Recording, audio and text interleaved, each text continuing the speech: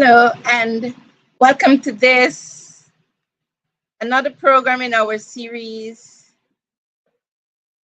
And on welcome to this another program in development at work.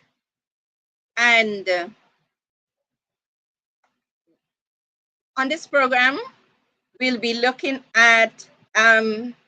I'm having a little bit of technical difficulties that I'm trying to resolve, and so I should resolve it in about a few minutes.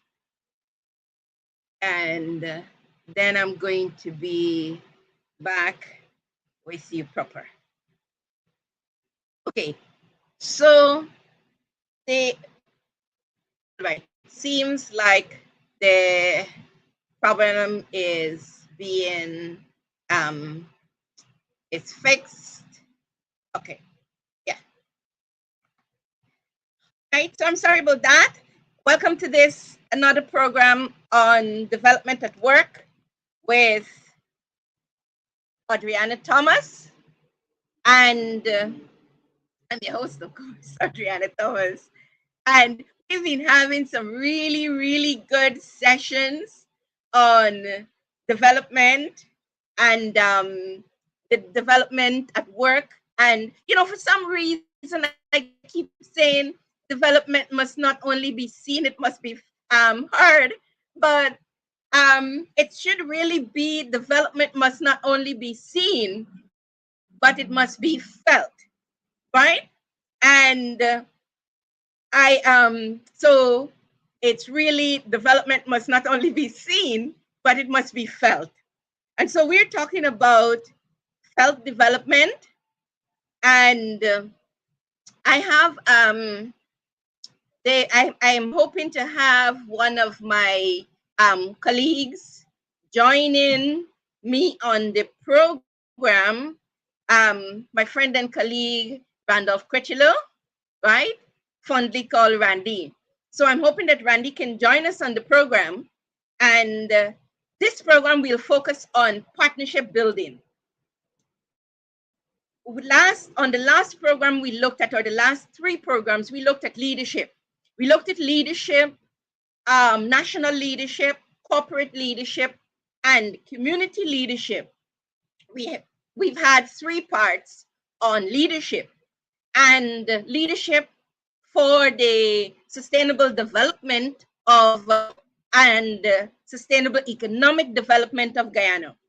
So we're going to continue this program. We look at partnerships, and I think in Guyana we keep saying that people are operating in silos, and we keep talking about these silos, but all we're talking about them. So this program, and I rather suspect we'll be doing part 1 and part 2 of partnership building. Well, partnerships should be built, managed, and sustained. Partnerships don't manage themselves. They have to be managed.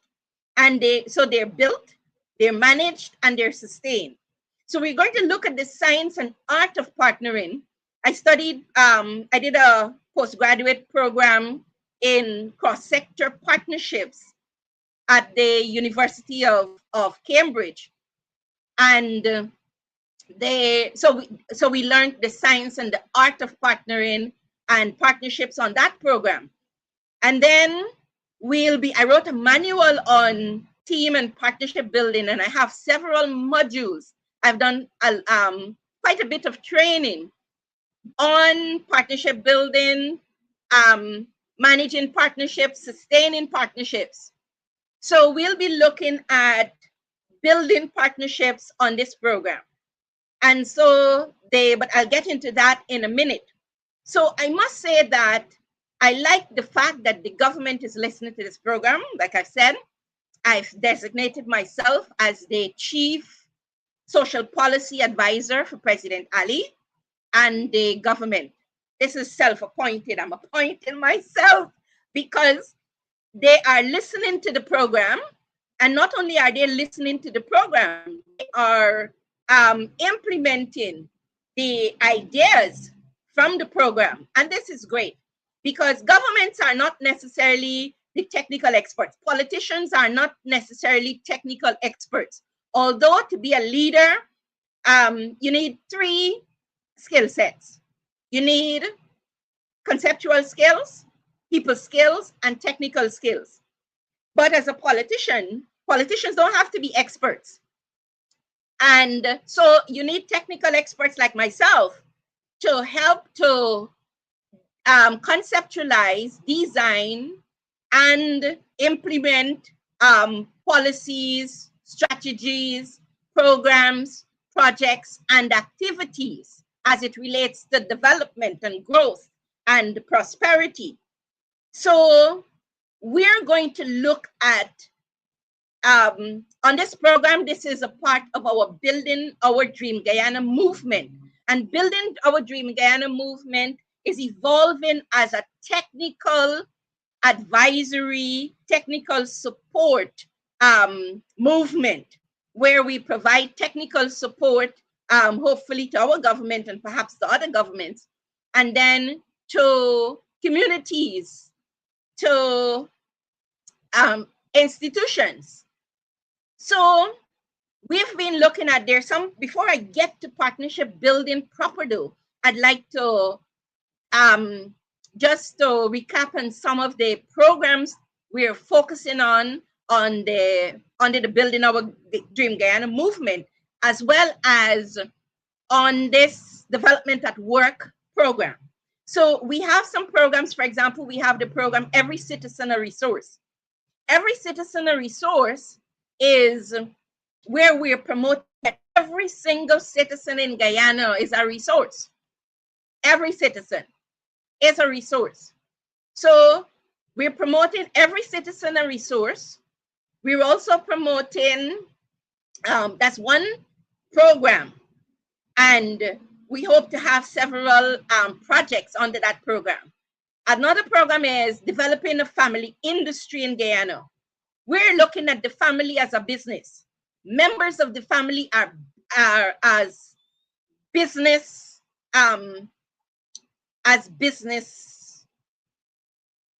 participants, let's say, in the family, right? And we're also looking at the developing a service industry at the village level, because our program is, we're looking at the villages, communities, and families, because, you know, the United Nations Sustainable Development Goals, which is from over 15, is being implemented over a 15-year period from 2015 to 2030. And it is my view that over the next 4 years until 2030, 4 or 5 years, however we look at it, the focus should be, yes, on governments, on institutions, whether they be international, regional, national institutions, but also in order to bridge the gap, in order to achieve more of the targets under the SDGs, the Sustainable Development Goals, focus has to now be on communities and families. Families make up communities. So I would recommend that more heavy focus is on families, is on communities, is on, and communities, when I say communities, villages, in the context of looking at villages, we also, this is where the religious organizations should play a greater role in terms of, even if in terms of not conceptualizing the development focus for the communities and the villages, the regions at the national level, etc. They should play a key role in implementation or in design, even in design. So you conceptualize the program, the strategy, the policy, the projects, activities. And then it is you design them. So you conceptualize how it's going to be, and then you design them, and then they're implemented. So I do believe that religious organizations have a key role to play in the design and the implementation particularly. So also maybe in a bit in the conceptualization. So when we get to partnerships, you will see the role that that organizations, that religious organizations can play. And so we're going to so the other thing, as it relates to developing the family as an industry, we're promoting, and as well as developing our dream family, our dream villages, our dream communities, building our dream Guyana. We're looking at building social and economic independence and stability into families, into communities, into villages. So when we look at the theme for the Sustainable Development Goals, leave no one behind. We must not leave villages behind. We must not leave communities behind. We must not leave families behind, and even building your own dream life. And so when we're promoting the getting more the communities, villages, families, getting more actively involved in their own development, or in bringing about their own development, in building out their own development. And so this is what development at work is about. Development must not only be seen, it must be felt. I'm being careful not to say it must be heard, right? So it must also be felt. But we can't only depend on the government and the institutions to conceptualize, design, and implement the development for us. We have to play an active role. And in the last program, I was saying that to some extent, we're in a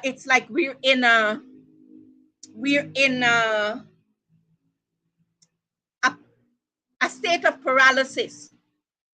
We're not doing enough. We're only tapping into about 25% of our potential of what we can do. There is so much more that we can do. So this week, I saw a lot of movements. So the government has started the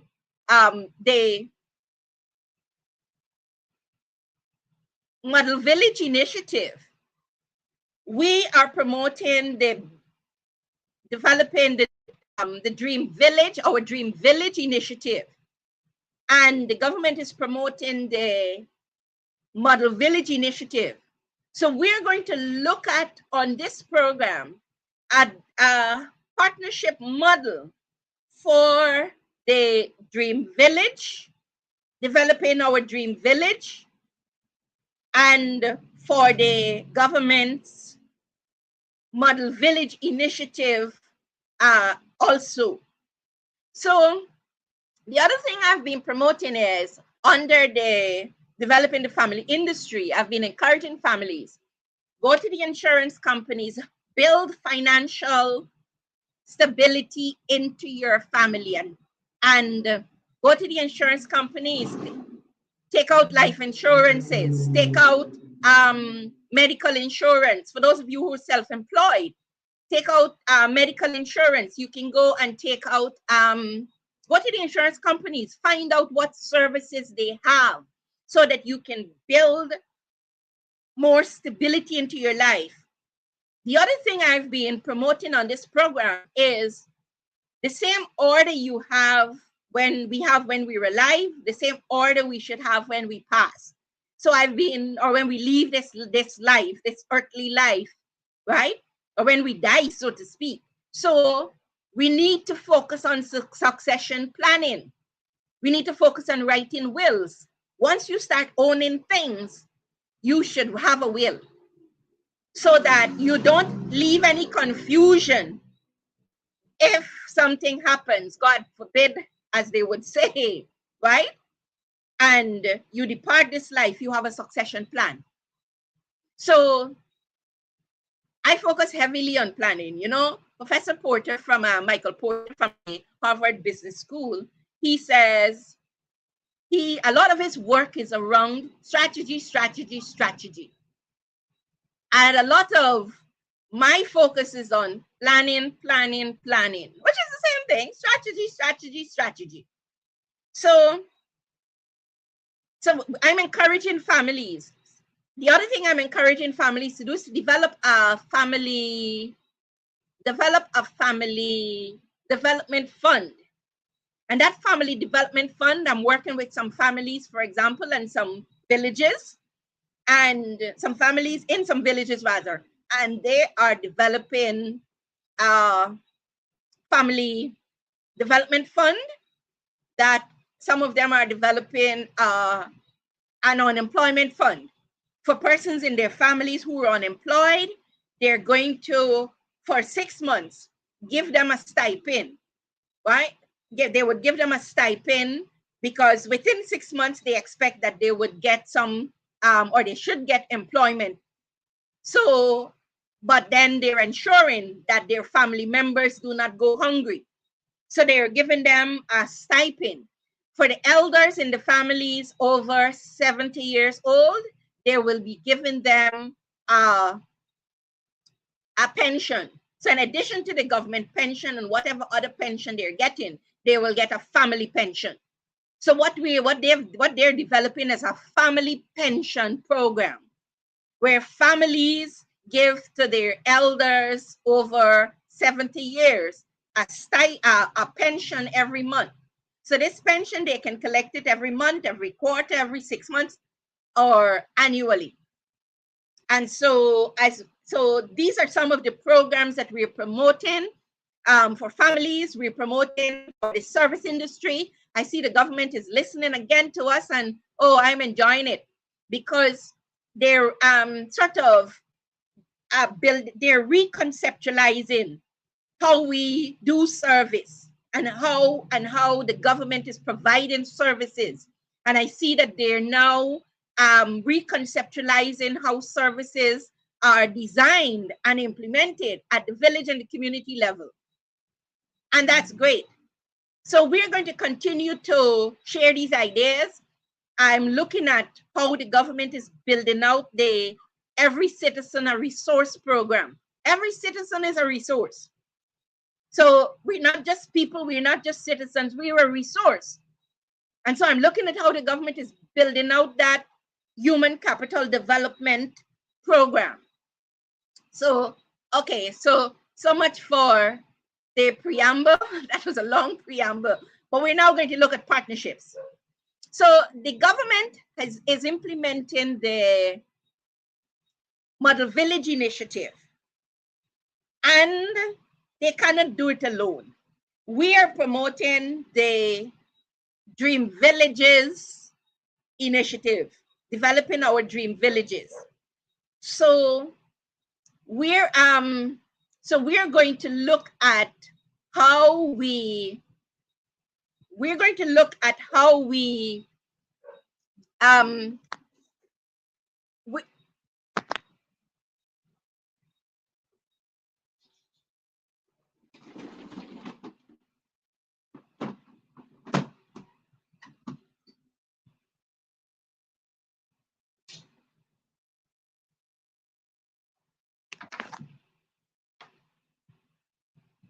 sorry about that. Yes, so we're going to look at the Dream Village, at developing a partnership model for the Dream Village initiative, our Dream Village program, as well as the Model Village Initiative.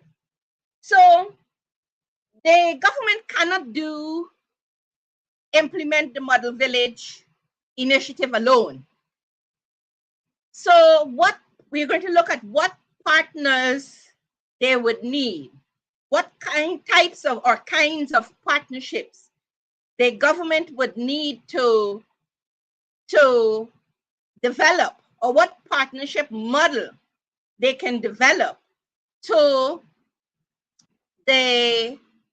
to successfully achieve the goals and objectives of the Model Village Initiative or our Dream Village Initiative. So let's look at the government's Model Village Initiative.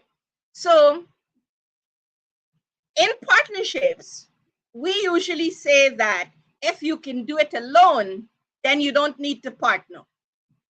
In this case, in relation to implementing the Model Village Initiative, the government cannot do it alone, or they ought not to do it alone. They should not do it alone. They really can't, because they'll be working with villages, they'll be working with across communities and across villages, and so they have to develop partnerships. So we're going to look at why partner. We're going to look at why partner, because you partner because you cannot do it alone. If you can do it alone, then because partnerships are so complex, they're complicated, they're difficult. They're difficult to build, they're difficult to manage, they're difficult to sustain. But the partnerships can also help to achieve the goals and objectives. So in order to, or they're necessary for achieving some goals and objectives. So why partner? Because why the government need to partner on the Model Village Initiative is because they can't do it alone. So that is one. Why partner? Let's look at now the three key elements of partnerships. The three key elements of partnerships are mutual benefit. Mutual benefit. The last time I said mutual respect, and somebody asked me if mutual respect is the same as equity. So I prefer to say equity then, right? If, people are happy with equity, then equity. So the three key elements in a partnership are mutual benefit, meaning that all parties must benefit, equity, and transparency. So in developing the Model Village Initiative, the government needs to ensure that there is mutual benefit among the various partners. They need to ensure that there is transparency, that there is equity. It is important to note that equity is not the same as equality. Equity means all the parties have an equal stake at the table or equal say at the table, but they may not be equal. Because, for example, a community group, right, that is representing the village is not equal to the government or the Ministry of Local Government. But they must have equity. They must be treated as an equal partner, even though they're not equal. Okay? So so those are three key elements of a partnership. So we're going to look at also the roles and responsibilities of partners, or we're going to look at the types of partners. So as it relates to the Model Village Initiative, who are the partners that the government would need to partner with? So let's look at that. So the government would need a cross-sectorial approach to implementing the Model Village Initiative. Cross-sectorial means include public sector agencies, that's the government agencies. They would need to include private sector agencies, that's the business community, like the Private Sector Commission, etc. The manufacturing association. I really meant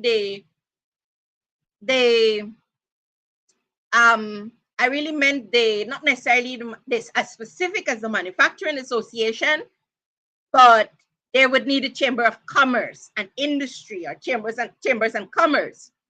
And then they would, let's say as a part of they would need businesses as a part of the private sector or the business sector, and then the civil society sector.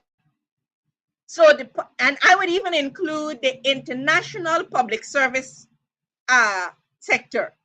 So to implement the Model Village Initiative, the government would need to work with the partnership model that I would recommend would be include four sectors, so to speak.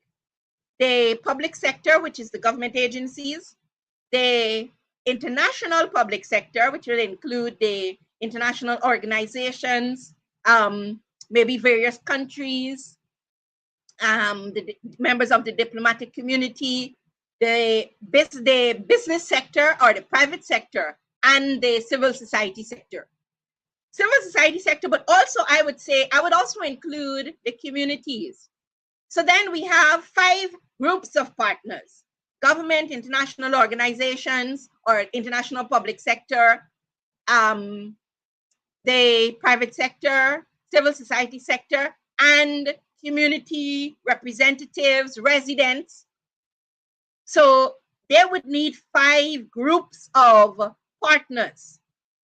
So what would be the roles and responsibilities of these groups of partners so that the Model Village Initiative would be successful?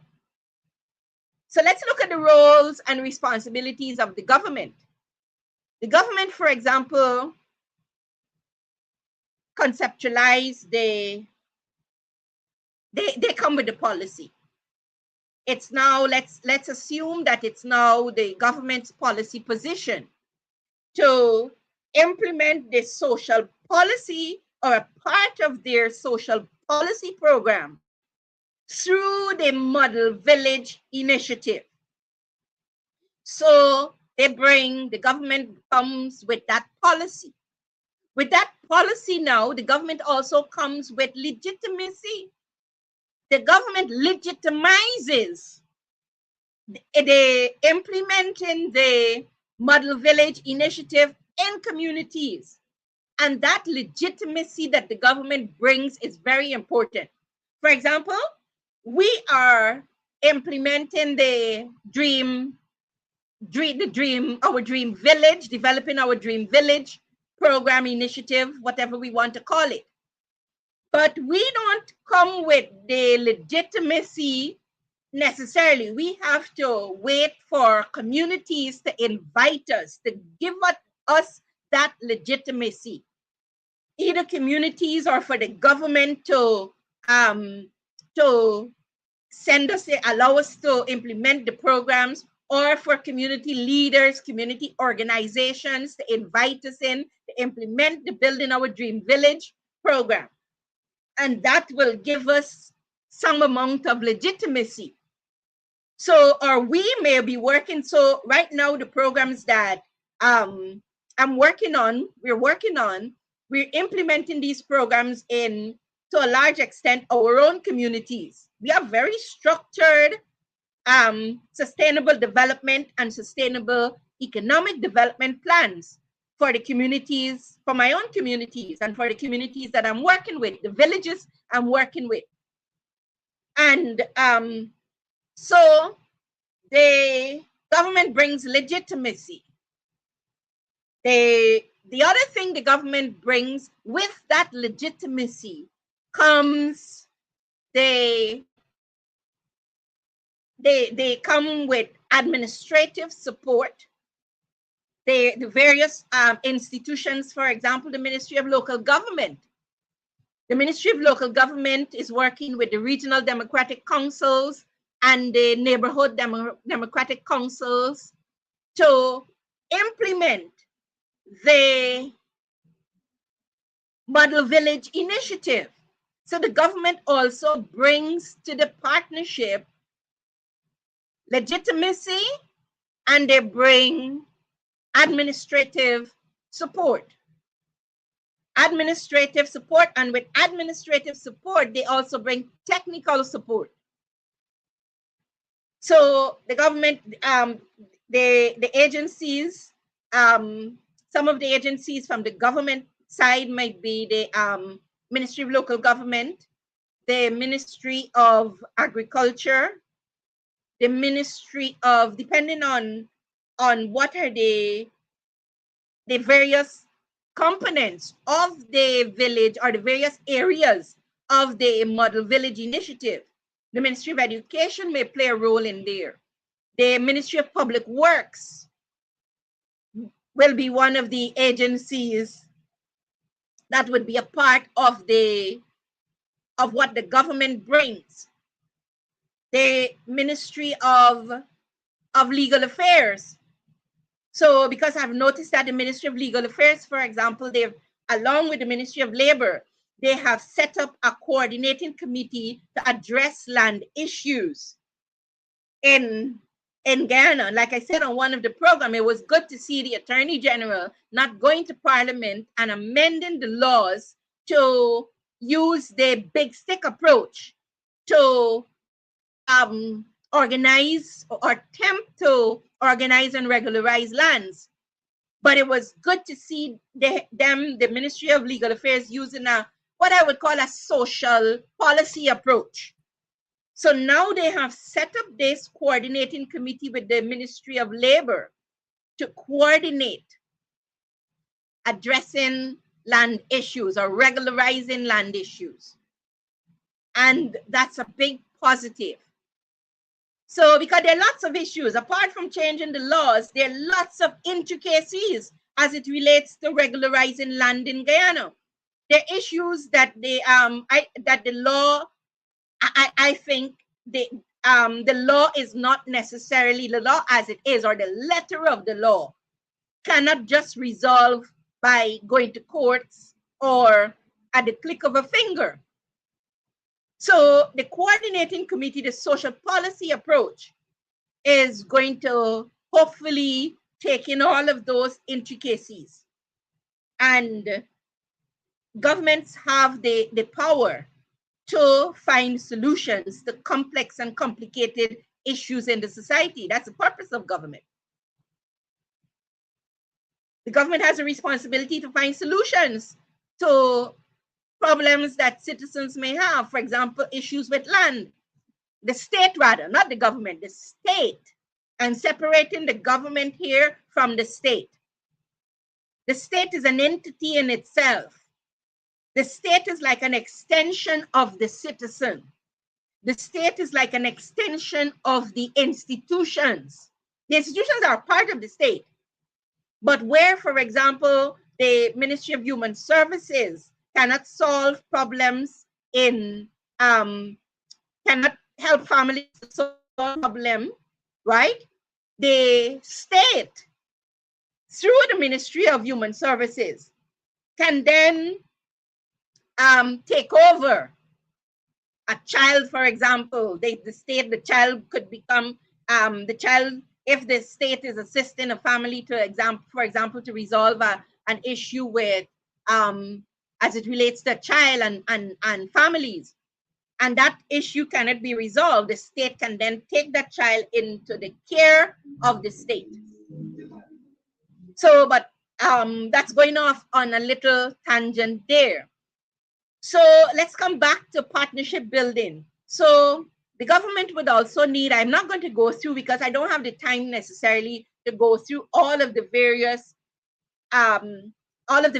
agencies under the public sector that the government would need to, or may need to bring on board as it relates to implementing or successfully implementing the Model Village Initiative. And then so let's now come to the international, okay, so let's come to the private sector. I'm going to come back to the international public sector. So let's come to the private sector. So the private sector, for example, could play a key role in a partnership model for implementing the Model Village Initiative, because the private sector brings the private sector brings products and services. They also bring, so for example, businesses in various villages can be a part of the model village initiative, for example. So for example, where villages are, if the government, as a part of the model village initiative, they're implementing the environmental industry or developing the environmental industry in villages, then those businesses in villages that, for example, sell environmental products and provide environmental services, they could be a part of the partnership. In addition to the private sector commission and the Chamber of Commerce, etc. So the businesses can also play a role. And so one of the things we're promoting under the building and environmental industry, we're promoting every yard should have tools. Every yard should have tools where people are able to do their own cleanup, etc. And so the other thing that we can do, so yes, so businesses and the private sector Chamber of Commerce, they will also form a part of that partnership. For example, where the government has I know that the government is involved in as a part of the Model Village Initiative, they're looking at the environment. They're looking at developing a more environmentally friendly community in villages. They're looking at the security. They're looking at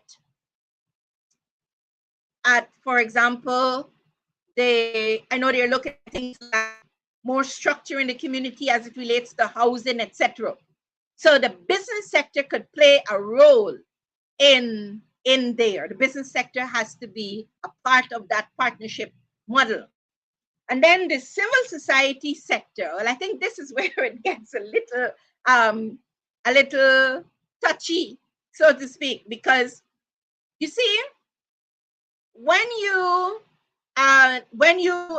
civil society has a role to play in any society, and this role that civil society can play in as it relates to the government's Model Village Initiative is to provide technical support, because a lot of technical experts and specialists are a part of civil society.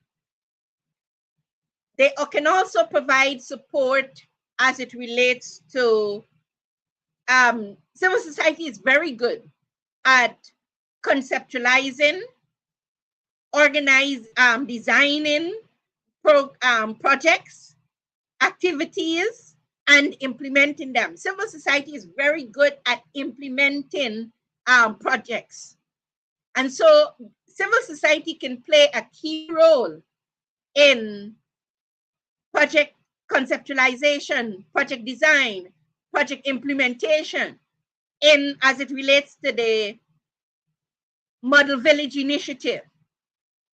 So the other part, now I'm going to come to another point in terms of the whole purpose of the public sector, of private sector, civil society sector. And so let's now come to another partner. We have the public sector, the private sector, or businesses, civil society sector, civil society organizations. Civil society organizations will include the churches, religious organizations, whether they be from the Muslim organizations, the Hindu organizations, the Christian organizations.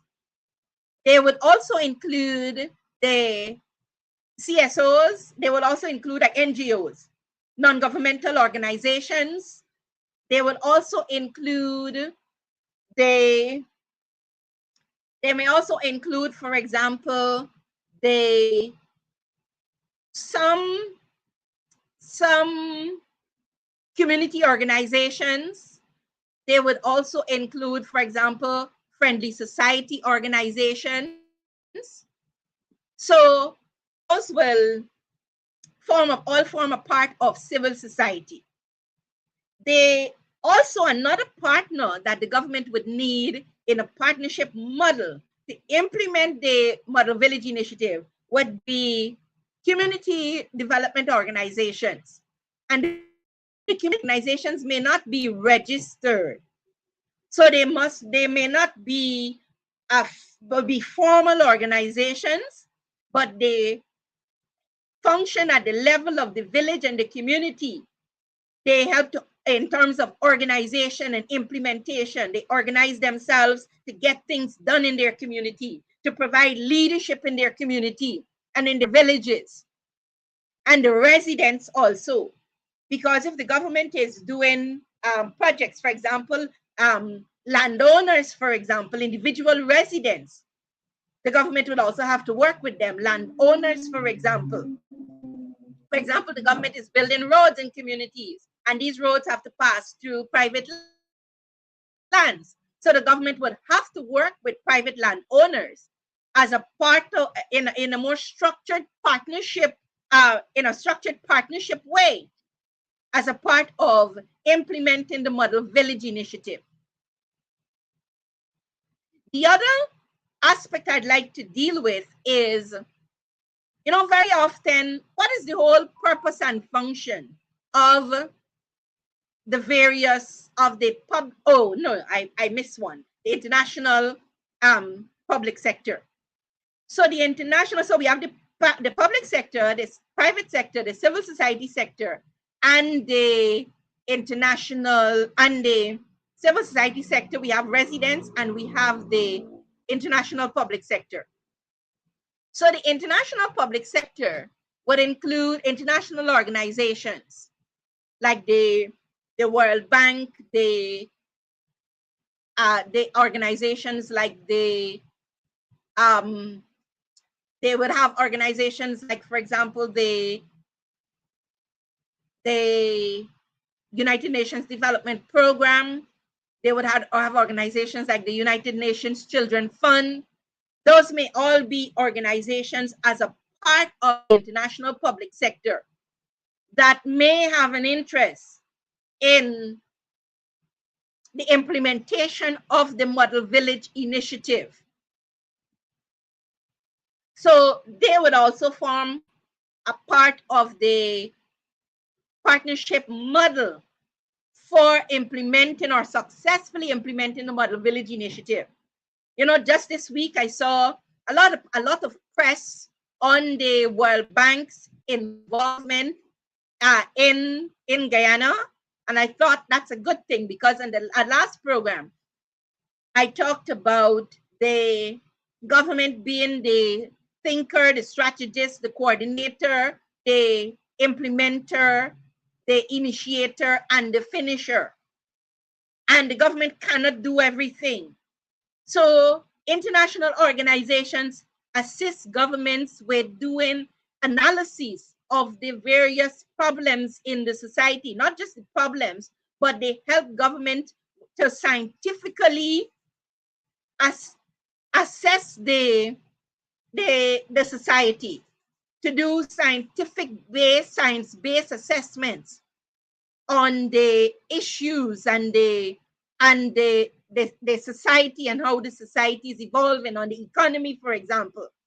And then they help governments to come up with accurate assessments, accurate recommendations and solutions.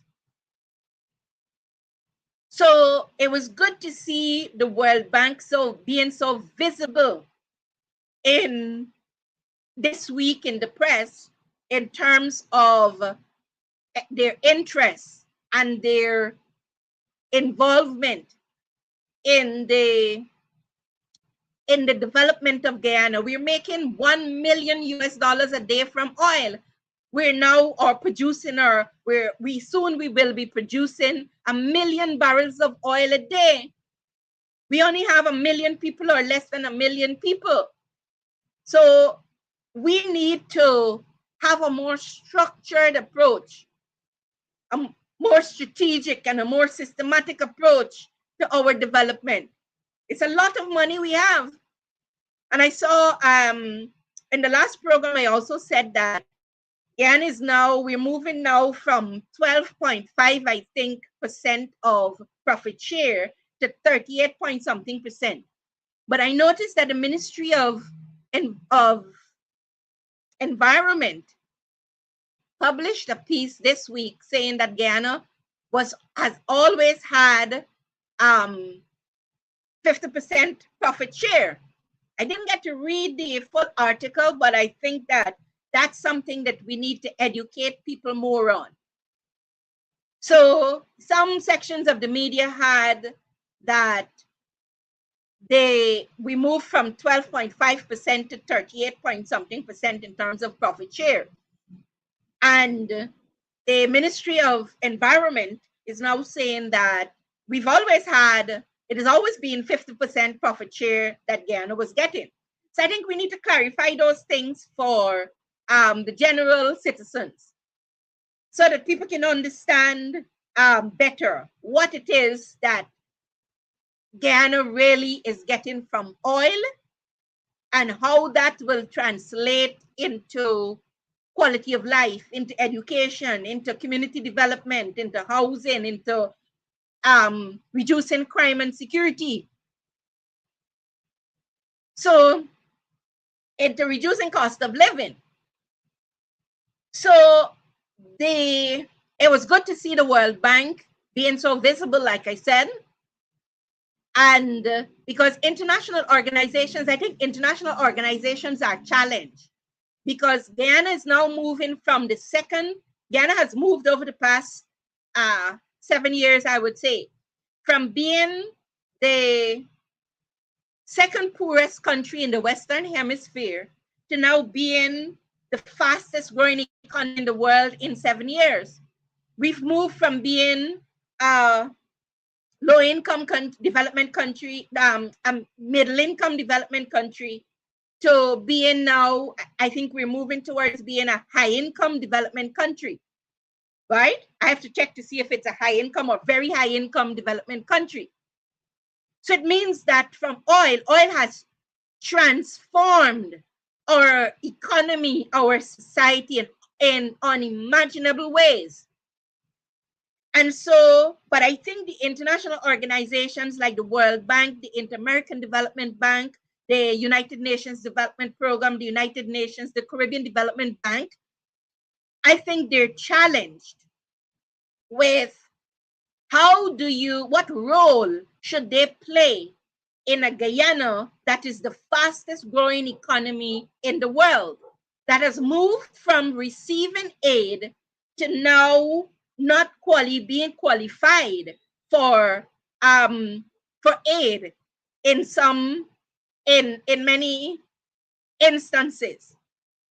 So I think the international community has to reassess their roles and responsibilities to Guyana, as now that we're this high-income development country, now that we're this we're on the United Nations Development Program Human Development Index, we're a high-income country. So what's the role of the World Bank, for example, in a Guyana that has its own money, that has all of its money? What's the role of the Inter-American Development Bank? What's the role of the United Nations Development Program? What's the role of the United Nations? What's the role of UNICEF in a Guyana? What's the role of the Caribbean Development Bank in a Guyana that has all of this money? We're getting $1 million a day from oil. We're producing 1 billion barrels of oil per day, almost. We are from oil, we've already gotten billions of US dollars. So what is the role of the international community? And I think that, so seeing the World Bank so visible in this week, right, from what I've read in the press, one gets the impression that their role is, they're redefining their role. They're reconceptualizing their roles and their role and their responsibilities. And I would say that role, yes, has to be one where Guyana is able to access financing. Maybe it would be more investment as against grants and aid. And maybe it would, but it should also be heavily technical. Heavily technical. Because while we're making all of this money and we're producing 1 million barrels of oil a day, and we're making $1 million a day, we have not been able to stem the brain drain. We have not been able to, in a structured way, tap into the body of knowledge, technical knowledge that is available to develop the country in a structured way so that we can conceptualize, we can design and implement programs in Guyana in a structured and systematic way and a sustainable way for sustainable development, sustainable economic development, sustainable growth. And so that people can move along that continuum from poverty reduction to prosperity. So I think this is where organizations like the World Bank, the Inter-American Development Bank, the Caribbean Development Bank, the United Nations Development Program, the United Nations Children's Fund, the United Nations organizations, even the members of the diplomatic community. I think that role has to be heavily technical. And technical, yes, in terms of how, as we talk about partnerships, where we talk about one of the key elements of partnerships is mutual benefit. So that support has to be, or that contribution has to be focused on mutual benefit, where the countries benefit as well as Guyana and the people of Guyana, the communities in Guyana benefit also, benefit in a transformative way. So I think we're going through this period of the international community reassessing their roles and responsibilities as partners of Guyana and the Guyanese people in an oil and gas era where Guyana has all this money available to the country, or to the government, I would say. We're still hoping that the money will filter down to the country or to the people of the country. So that's what this program is about. This program is about depoliticizing our country. We've become so politicized and so it's about depoliticizing the country and if I can say, if I can coin a word, normalizing such a political environment to one where what becomes normal again is where improving quality of life becomes normal. Improving standard of living becomes normal. And we can do it now because we have the money. So what we need is a structured program from the international community, the diplomatic community, for providing technical support in addition to financing, but also to provide technical support to the government of Guyana and the people of Guyana for a structured, sustainable development program, sustainable economic development program. And for a program, I noticed that for the in terms of the Model Village Initiative, the government says that it will be that the initiative will be sort of interdisciplinary, where it's going to cut across various disciplines, but it must also be inclusive. So yes, it must cut across various disciplines, but it must also be inclusive. And so what we're promoting on this program is shared prosperity. Shared responsibility, yes, but also shared prosperity. So in terms of the partnership, building a partnership model for the village, the Model Village Initiative, or Building Our Dream Village Initiative. Those are some of the partners that I would suggest for the partnership model, the roles and the responsibilities, and as well as for the initiative to be successful. The other area I'd like to look at quickly would be what is the core business and the main attributes of we looked at a little at the core business of the private sector, the public sector, international public sector, the private sector, the civil society sector, and we look at what the residents and community organizations can bring to the table. But also, what are the main attributes of the public sector? So the government, and this is important, very, very important, because one of our objectives on this program is for us to see a shift or work towards having a shift in the society from spending 80% of our time and focus on managing relational matters, conflict resolution, conflict management. It seems like we're very confrontational.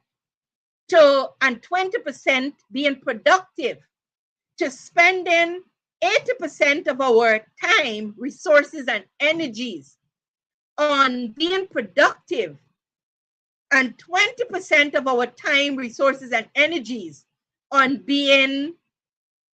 addressing the relational issues, the conflict management issues, the conflict resolution issues. But in order to do that, we have to, Albert Einstein said, if we have 60 minutes to solve a problem, we must spend 55 minutes trying to understand the problem and 5 minutes finding the solution. So as a part of understanding the problem, as a part of spending that 55 minutes trying to understand the problem, we need to understand, so these various sectors in this partnership model, in implementing the Model Village Initiative, they come with various attributes. So let's look at the main attribute of the public sector. The main attribute of the public sector, why does the public sector exist? The public sector exists to ensure that rights are upheld. They're driven by rights.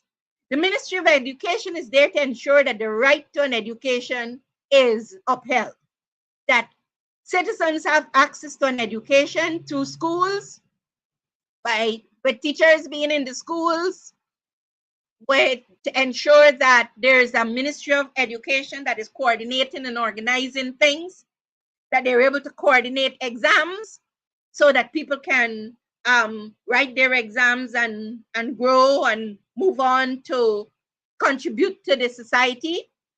So the the Ministry of Health is there to ensure that the right to health is upheld.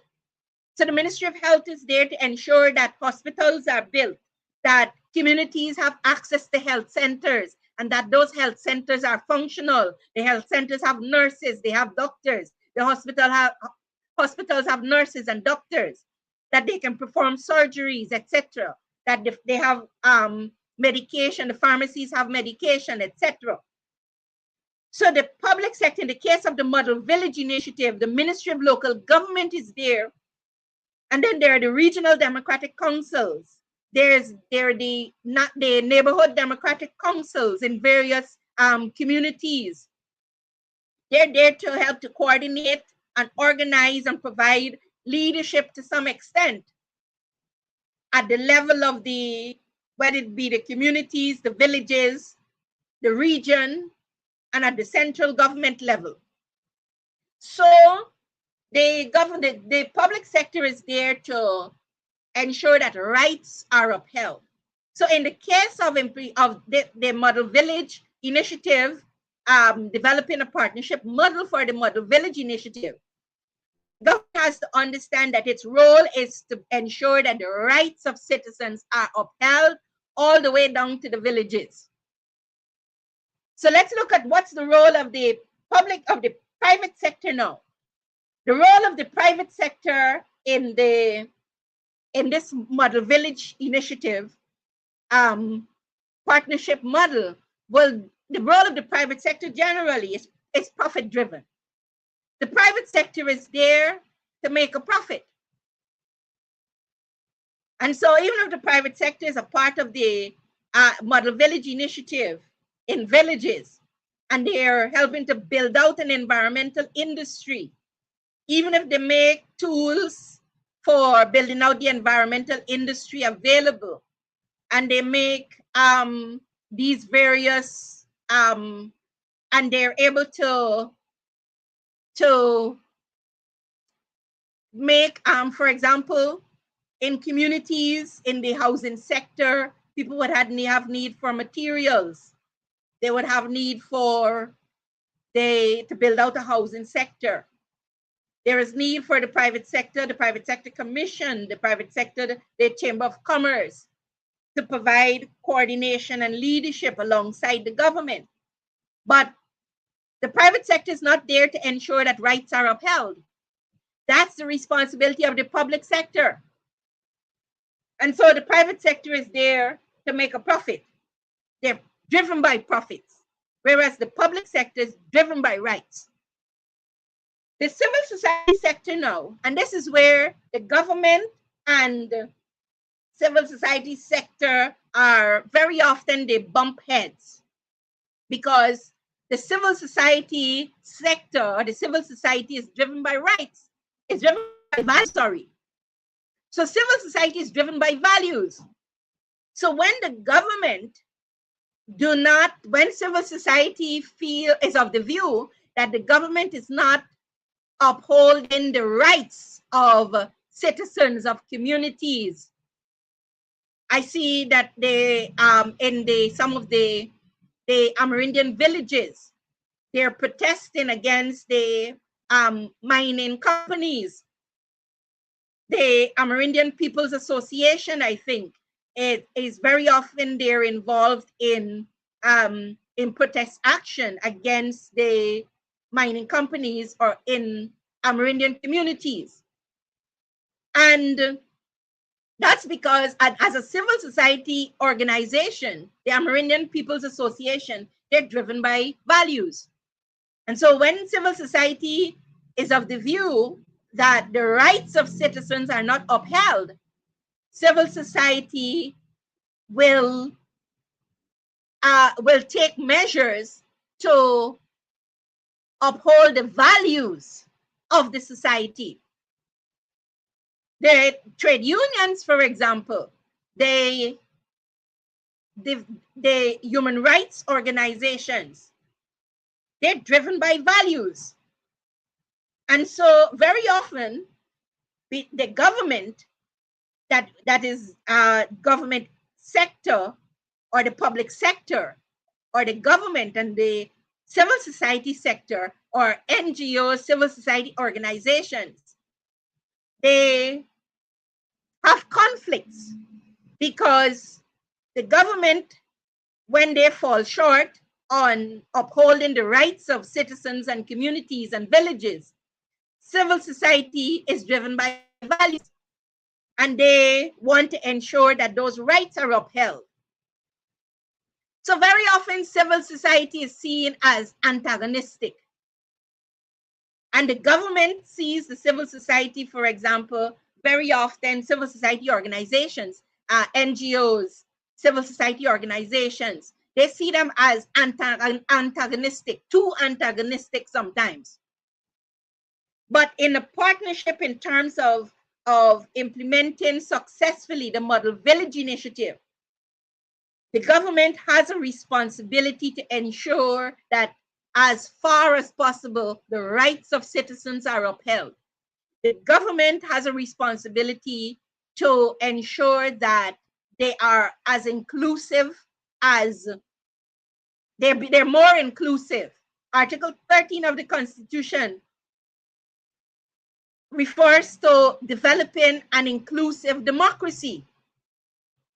And so the government has a responsibility, or the government has to ensure that in implementing the model village, they are inclusive and not necessarily have an attitude of the civil society organizations or civil society is being too antagonistic.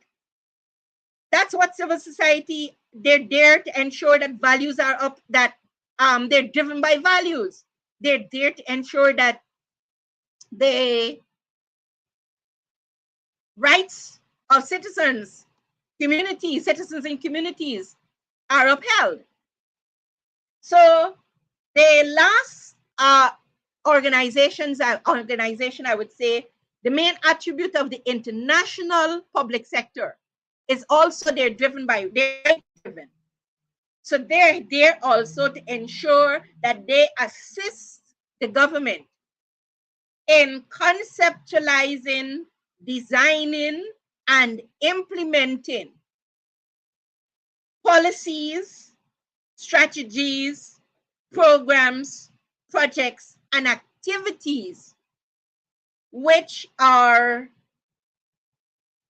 which protect which protect the rights of citizens, of communities, of villages in the case of the Model Village Initiative. So the international public sector is also driven by rights, but their role is slightly different from the public sector, as in the government's role. They're there so more or less to ensure that they help the government to be as effective as possible in terms of rolling out, in conceptualizing, designing, and implementing programs which are inclusive and are ensure that the rights of citizens and communities and villages, our residents in communities and villages, are upheld. And I'm going to wrap up here by saying that so we're going to look at perhaps the next program. I'm going to also look at another part of partnership building, or maybe at managing and sustaining the partnerships. I looked at on this program building partnerships, or building a partnership model for the government's Model Village Initiative and for our Dream Village Initiative, Dream Community Initiative. And so we have to partner, we have to work together. And the government has to be more inclusive. In addition to that, and I'll end on this note, partnerships also, when we can't say that we're partnering and we don't want to lose any autonomy. So in partnerships also, we will lose some of our autonomy. So the government will lose some of its autonomy. The government can't want to control the government is now saying that, oh, they're going to take over the municipalities. They want to control the NDCs. They at some meeting they had the other day, I think the chairman for an NDC was locked out. You can't say that you build in partnerships and not want to include the chairman of the NDCs, even if they're from other political parties. They're representatives of the people in those communities. The government also has to include, the government is making a lot of decisions without the opposition. And so what we need to see is a bigger government, a more magnanimous government, because we can't talk partnerships and not want to lose some autonomy. We can't talk partnerships or be serious about partnering and still want to control all of the municipalities, want to control all of the NDCs, want to control thought, ideas, vision, implementation, and everything. We can't want to say that they're partnering and still want to be all of these things in one. What you will do is just what we have now. What we will have is what we're having now, a society that is in a state of paralysis. We're in a comatose state.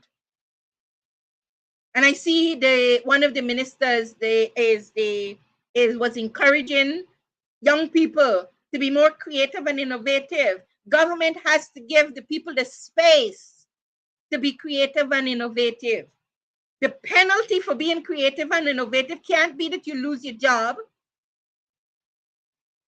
The penalty, or rather, there shouldn't be penalties for being creative and innovative. If people are losing their jobs for being creative and innovative, then you're encouraging the society to be in a state of paralysis, in a comatose state. So we got to free up ourselves. Free people to think, free people to innovate, free the people to imagine, free the people to come up with ideas. And so the government doesn't have to lead on everything. Communities, we can have community-led programs under the Model Village Initiative. We can have family-led programs and projects. So I'm going to, so we have a lot of room for, so what I think what the government has to do is to find a level of comfort in being the government, being a functional government, and not having this obsession for dominance and control of everything. So I think the government has some work to do on itself. I've been seeing some good, promising signs in terms of, like I said, the Model Village Initiative can bring a balance to the society being too heavily focused on infrastructural development. And so the Model Village Initiative can bring a balance as it relates to societal, developing the society, developing institutions, developing organizations, developing human capital. And so the Model Village Initiative can bring a balance if implemented properly. So small progress, but it's progress nevertheless. So once again, it has been a real pleasure to do this program. And until we meet again, the Lord bless and keep you. The Lord cause his face to shine upon you. The Lord be gracious to you and give you peace and make his name great in your lives. Goodbye.